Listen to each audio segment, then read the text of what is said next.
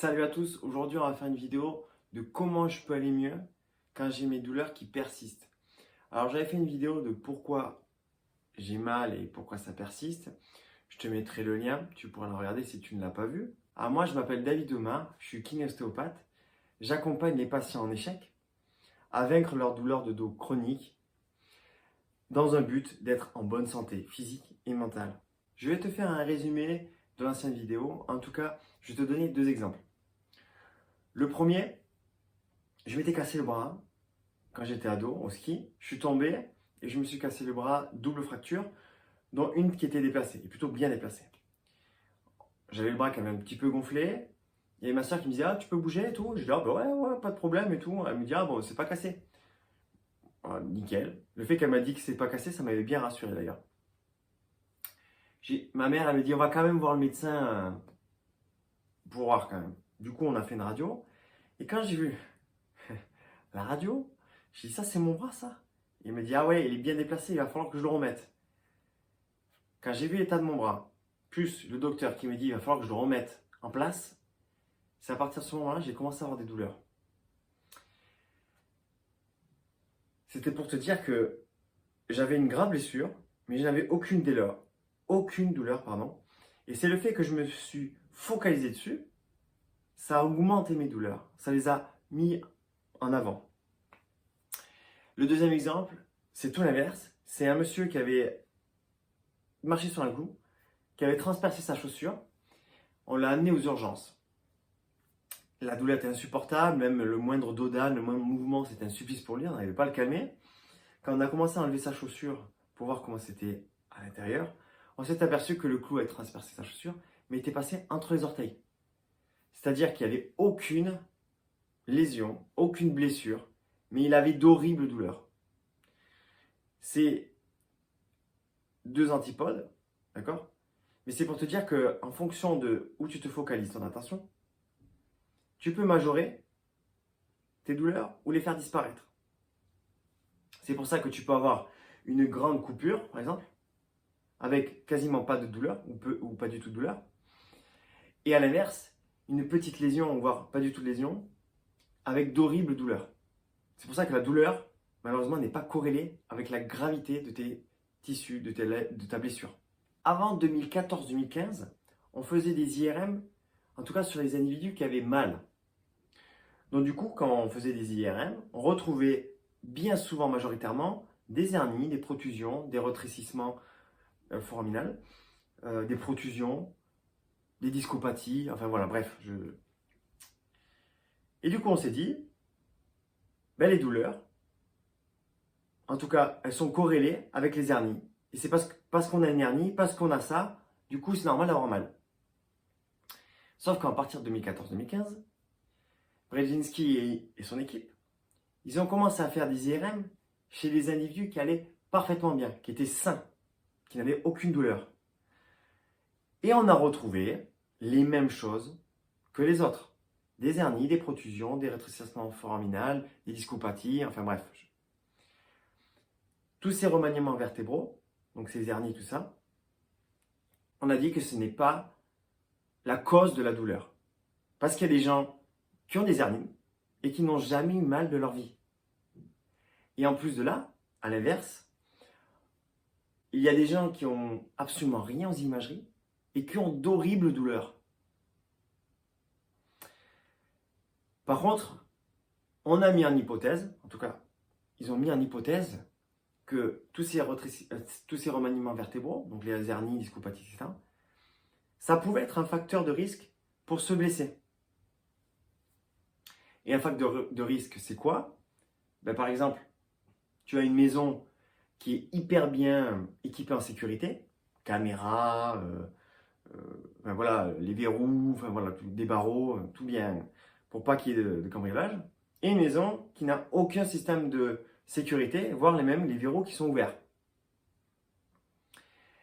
Est-ce que c'est systématiquement la maison où il n'y a absolument rien qui va se faire voler? Absolument pas. Est-ce que c'est elle qui va se faire voler? Absolument pas. C'est ça un facteur de risque. C'est que c'est une possibilité que ce soit peut-être plus cette maison qui se fasse cambrioler, mais est-ce que c'est elle qui va se faire cambrioler? On n'en sait rien. Ça se trouve, c'est l'autre. Ok? C'est ça un facteur de risque. Par contre, on n'en parle pas assez dans notre société. Mais quand un médecin, un thérapeute ou qui que ce soit dit vous avez une hernie, vous avez ci, vous avez de l'arthrose, du coup vous allez avoir mal toute votre vie, ça s'appelle une croyance, bien limitante d'ailleurs. Et du coup, toute notre attention se focalise sur la gravité de ce qui se passe. Et ça, c'est bien plus néfaste qu'on le pense. Parce que penser et dire, ben voilà, j'ai une hernie, quoi qu'il arrive, je vais avoir ça toute ma vie. Et du coup, ça va aggraver ma situation. Et du coup, je vais avoir encore de plus en plus mal. C'est beaucoup, c'est très néfaste. Sauf qu'en plus de ça, c'est que c'est faux. On l'a démontré depuis 2014-2015. Certes, je sais que les croyances, les choses, c'est compliqué à tourner. C'est un peu comme un gros paquebot qui est bien lourd, bien chargé, avec beaucoup d'énergie. Et quand on veut commencer à tourner le bord, on veut changer de direction, ben ça prend du temps. Ça prend du temps. Et c'est pour ça que je fais ce genre de vidéo. Attention, je ne suis pas contre la chirurgie. Bien au contraire, je trouve que on sauve énormément de vies grâce à ça. Par contre, des fois, je trouve qu'on opère beaucoup trop et on met des croyances qui sont très freinantes, très limitantes et que du coup, malheureusement, ils ne partagent pas ça avec les patients. C'est-à-dire qu'ils ne partagent pas avec le fait que les patients souffrent et ils ne réalisent même pas l'impact de leurs mots qu'ils ont sur les patients. C'est ça pour ça que je fais cette vidéo. Le truc le plus important, c'est que le cerveau, il traite une quantité astronomique d'informations. Et pour pas qu'on soit fou, parce que si on devrait être au courant de toutes les informations, c'est-à-dire les bruits qui se passent dehors, ou même le bruit du voisin, ou même tout ce que je vois, tout ce que je touche, même la sensation dans mes orteils que j'ai quand je marche, si on devrait traiter tout ça, on serait complètement fou. D'accord? C'est pour ça que du coup, on est capable d'avoir une discussion dans un bar, où la personne est un peu éloignée de moi, il y a beaucoup de bruit autour, et je suis capable de l'entendre. D'accord? Quand je lis à un endroit et que j'entends pas forcément ce que j'entends, pas forcément les sensations de mon vêtement, parce que ça, c'est pas forcément important, d'accord? Mais je suis plus focus sur mon livre. Pourtant, les signaux de mon t-shirt, je le sens, mais c'est pas important. Tu comprends? Quand je me touche, d'accord? Ou que je me pince, j'envoie une information de douleur. La douleur, le signal en tout cas, remonte via des petits nerfs jusqu'à notre cerveau. Et c'est à partir de notre cerveau, il va traiter l'information. Il va se dire s'il y a douleur ou non. Okay? Et c'est parce que c'est notre cerveau qui interprète ça qu'il va y avoir une multitude de facteurs qui vont entrer en jeu. D'accord? Comme notre physiologie, notre tissu, de ce qu'on bouge ou qu'on est sédentaire, notre hygiène de vie, donc tout ce qu'on mange, la qualité de notre sommeil, notre état d'esprit, comment on pense, comment on vit avec nos émotions, nos croyances et l'environnement dans lequel on baigne. D'accord? Donc, les gens me disent pourquoi j'ai mal. Malheureusement, ça dépend de beaucoup de choses. Surtout, on va dire, je pense que quand on se blesse, c'est normal d'avoir une sensation désagréable, de douleur, pendant quelques temps. Par contre, quand ça persiste, et qu'il y a ce phénomène de bug, on appelle ça, ben c'est parce qu'il y a une multitude de facteurs. Et c'est pour ça qu'on est tous différents, parce qu'il y a une multitude de facteurs qui sont complètement différents, parce qu'on a tous des vécus différents, on a vécu des choses différemment, on a des souffrances différentes, etc., etc. Et parce que nous sommes des êtres humains complètement différents, ce n'est pas possible, je le répète, ce n'est pas possible d'avoir un traitement universel. C'est pour ça qu'il y a des choses qui vont marcher chez des gens et d'autres qui ne vont pas marcher. D'accord? Parce qu'on est tous différents. Donc pourquoi on a mal? Je pense que plus j'apprends des choses sur la douleur, moins je peux dire en tout cas que c'est possible de savoir. Connaître la vraie raison, je pense que c'est complètement possible. Par contre, on peut mettre plein d'hypothèses. Ça, par contre, on peut en mettre. Et pour s'approcher de la... Je pense s'approcher de la vraie hypothèse, on va dire. Si c'est possible de trouver la vraie hypothèse, je pense qu'il faudrait faire comme Dr House. Je ne sais pas si tu as vu la série. Ils inspectent tout ce qui se passe, tout ce qui s'est passé dans leur vie. Ils posent 1 milliard de questions, surtout dans leur passé. Même des fois, ils vont cambrioler leur maison pour savoir ce qu'ils font, ce qu'ils mangent, leur hygiène de vie. Et plus on en sait sur la personne, plus on peut mettre d'hypothèses. Mais il faut connaître toute la globalité de la personne. Pour moi, ce n'est pas possible de... Attention, ça reste mon avis. De résumer une souffrance, une douleur, par une simple imagerie. Dire, voilà, vous avez une hernie. C'est la cause de votre douleur. Et vous allez avoir mal toute votre vie. C'est un peu dépassé pour moi. Je l'entends qu'on l'a dit et qu'on continue à le dire. Par contre, maintenant, ce n'est pas possible qu'une hernie, on l'a démontré, je peux mettre les études en bas, d'ailleurs, je vais les mettre. Une hernie n'est pas responsable de la douleur. Je l'ai dit avant et je te le répète. C'est important que je te le répète. Ok ? Donc, quand on me pose la question pourquoi j'ai mal, j'ai essayé de te répondre au mieux parce que la réponse, je pense, elle nous dépasse tous. Elle est extrêmement compliquée, surtout quand on ne connaît pas la personne. Par contre, je trouve que c'est beaucoup plus simple de répondre à une autre question. Et d'ailleurs, je vais te la poser. C'est comment je peux être mieux ? Comment je peux améliorer la situation ? Et pour répondre à cette question, je trouve que c'est beaucoup plus simple si, on va dire, on fragmentait l'être humain. Qu'est-ce que c'est un être humain ? Un être humain, c'est un ensemble. C'est-à-dire qu'il y a de la physiologie, de la mécanique, où quelqu'un qui bouge, il a forcément plus d'énergie que quelqu'un qui est sédentaire. Tu es d'accord avec moi ? Il y a une hygiène de vie, parce que forcément, quelqu'un qui mange sainement et qui a un bon sommeil, il a forcément plus d'énergie que quelqu'un qui mange que du sucre, qui est drogué, alcoolique, etc. Et il y a un état d'esprit. Quelqu'un qui sait où il va, qui danse un peu avec ses émotions, il a forcément plus d'énergie que quelqu'un qui est rongé par ses émotions négatives, qui est perdu, et avec des croyances qui lui freinent et qui est négative. D'accord ? Et pour finir, il y a un environnement. Parce que forcément, quelqu'un qui a un environnement sain, qui a des gens qui, peut-être, qui les tirent vers le haut, il a forcément plus de facilité, ça va être beaucoup plus facile pour lui, que quelqu'un qui est baigné dans un environnement néfaste. D'accord ? Tu es d'accord avec moi ? Et pour moi, un être humain, c'est tout ça. Et ça interagit tout le temps ensemble. En tout cas, moi, je vois les choses comme ça. Je travaille comme ça, parce que ça me plaît et je trouve qu'on est beaucoup plus efficace. Il y a beaucoup de personnes qui me disent « Ouais, mais moi, mon état d'esprit il est bien, ma hygiène de vie il est bien, ou ma mécanique, enfin bref. » Quoi qu'il en soit, je suis toujours partisan que même si on est bien, on peut toujours être mieux. Il n'y a jamais de limite dans la vie. Sauf quand on décide de s'en mettre, consciemment ou inconsciemment. Et c'est pareil à l'inverse. Si je ne suis pas bien, je peux toujours m'enfoncer plus bas que terre. C'est pour ça que j'ai fait un petit défi de 4 jours. Tu auras le lien en bas si tu veux le faire.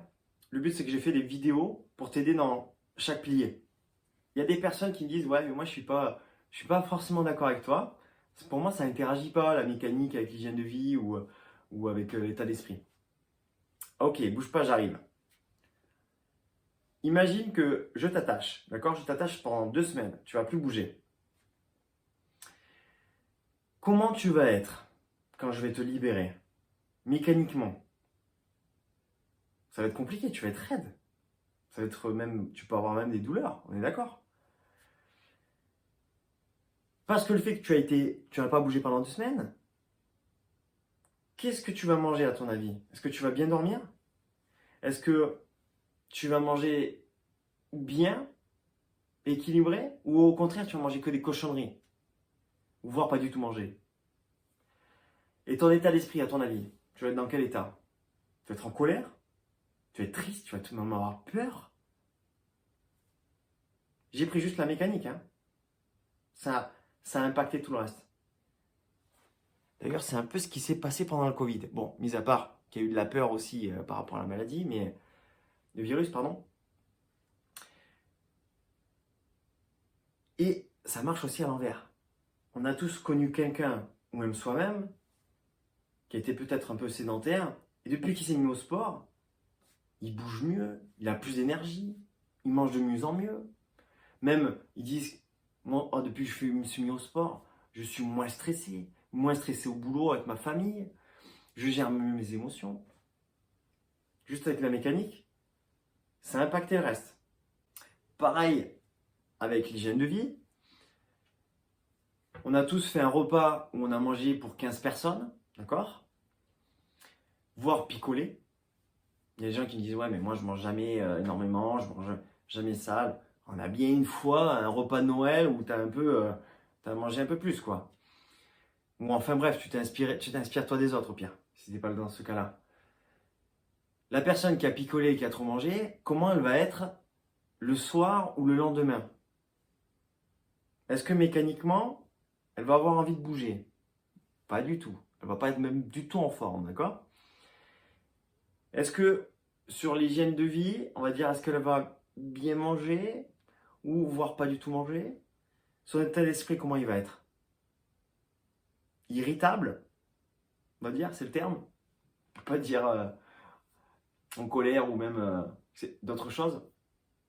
Il n'a pas forcément envie qu'on lui parle. Il va peut-être même s'isoler. Ok? Donc j'ai pris l'hygiène de vie, je l'ai accentué pour que tu comprennes. Ça marche aussi à l'envers. On a tous connu quelqu'un, ou même soi-même.